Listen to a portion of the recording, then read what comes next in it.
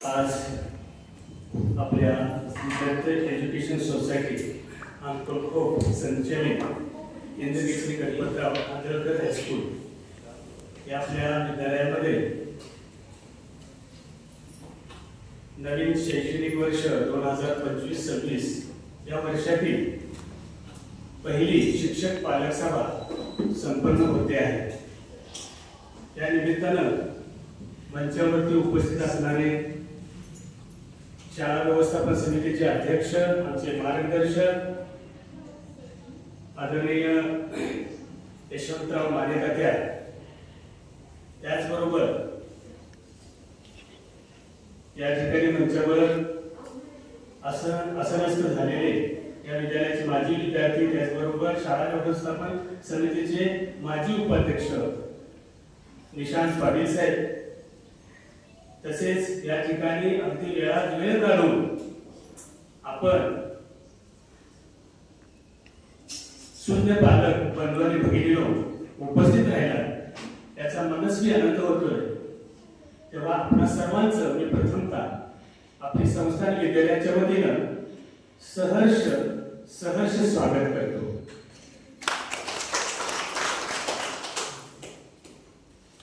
आजची ही जी पालक सभा होत आहे, शिक्षक पालक सभा, विद्यार्थ्यांचे हित लक्षात घेऊन विद्यार्थ्यांना योग्य मार्गदर्शन व्हावं, त्याचबरोबर विद्यार्थ्यांच्या कोणकोणत्या अडचणी आहेत अभ्यासातील किंवा इतर अन्य काही अडचणी आहेत का याची जाणीव आम्हा शिक्षकांना पण व्हावी। कारण विद्यार्थी 11 ते 5 या वेळेमध्ये आमच्या स्वाधीन आपण करत असतात आणि 11 ते 5 या वेळेमध्ये आम्ही जो अभ्यासक्रम असतो पूर्ण वर्षभराचा तो वेळेत पूर्ण करण्याच्या दृष्टीनं अध्ययन अध्यापनाचं काम करत असतो। त्याचबरोबर विविध उपक्रमाच्या माध्यमातून विद्यार्थ्यांवरती चांगले सुसंस्कार होण्याच्या दृष्टीनं प्रयत्नशील असतो। तसेच आजचं युग हे स्पर्धेचे युग आहे, आपण पाहतोय। या स्पर्धेच्या युगामध्ये आपला विद्यार्थी किंवा बाल्य हा टिकला पाहिजे आणि तो कधी टिकू शकतो जेव्हा त्याच्याकडे तशा प्रकारचे परिपूर्ण असे गुण असतील, तेव्हा तो टिकू शकणार आहे। पूर्वीप्रमाणे केवळ पुस्तकी ज्ञान अजिबात आता उपयोगाचं राहिलेलं नाही। आपल्याला माहितच आहे की आपण आदरणीय सुज्ञ शिक्षित पालक आहात, माझे विद्यार्थी आहात आणि अशा वेळी या ठिकाणी आपल्या गावचे पोलीस पाटील उपस्थित राहिलेले आहेत, त्याबद्दल मी त्यांचे आपल्या सर्वांच्या वतीने मनपूर्वक या ठिकाणी स्वागत करतोय।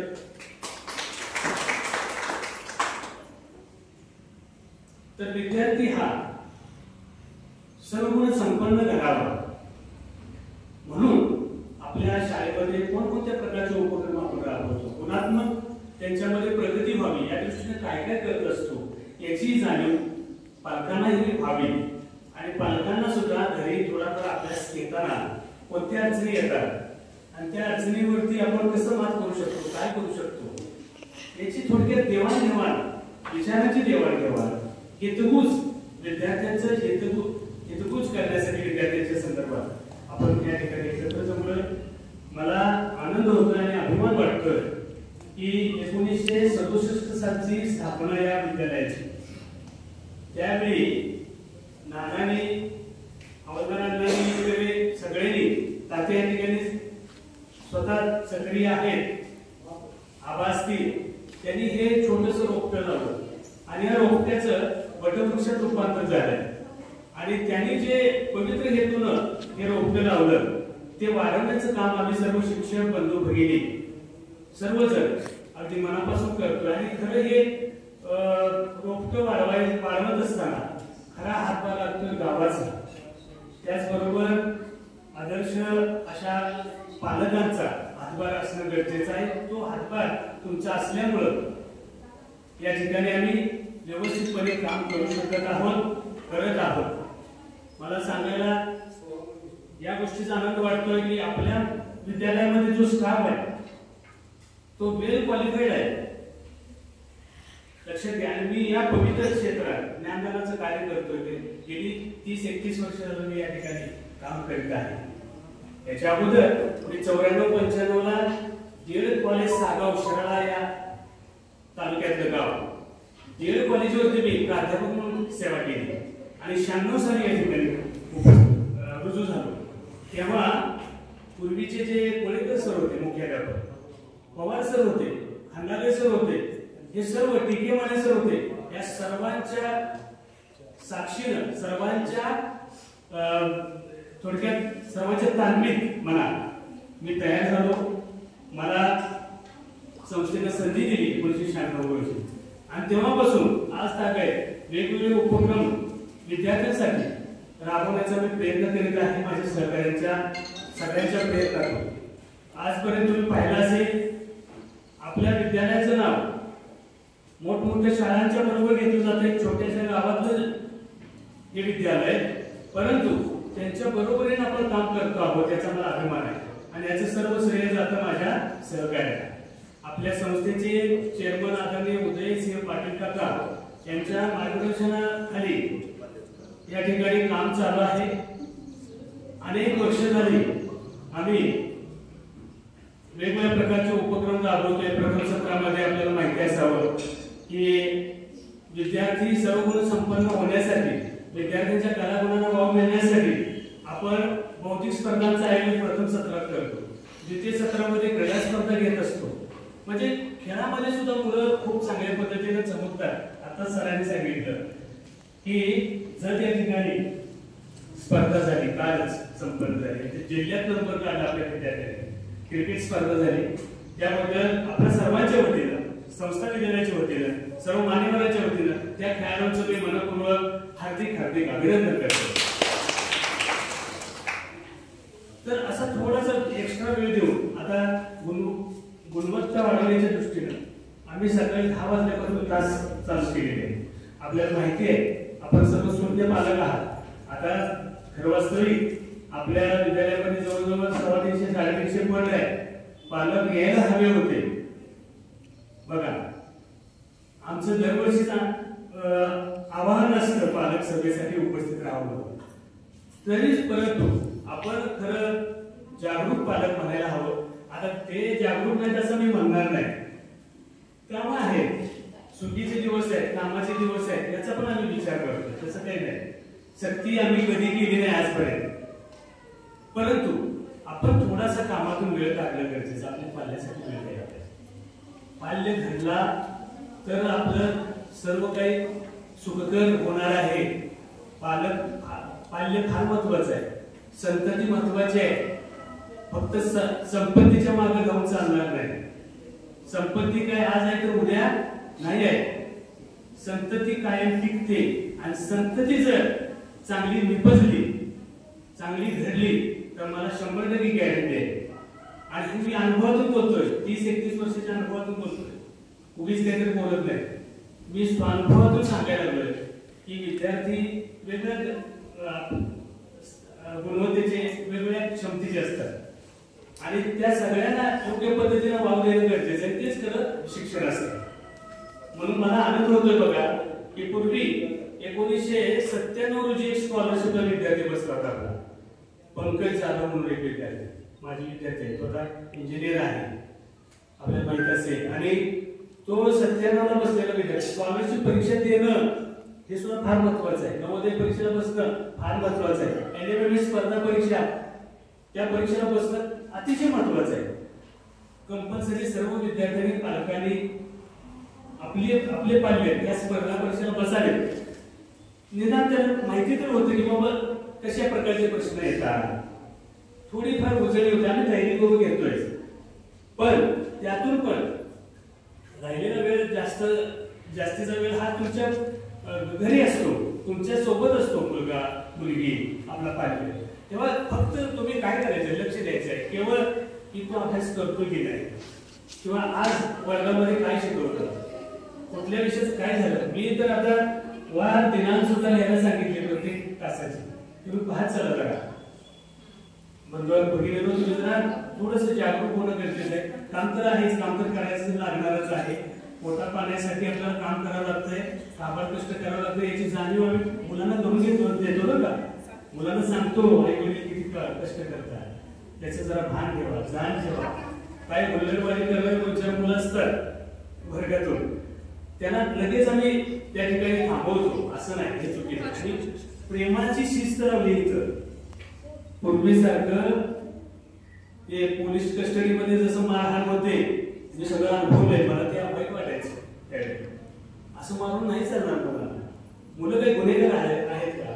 पण मोकळं सोडून पण चालणार नाही, कानाडोळा करून पण चालणार नाही, चुकत असं तिथं बोललं पाहिजे. या पद्धतीने आम्ही या ठिकाणी विद्यार्थ्यांना घडवतोय, संस्काराचे धडे देतोय.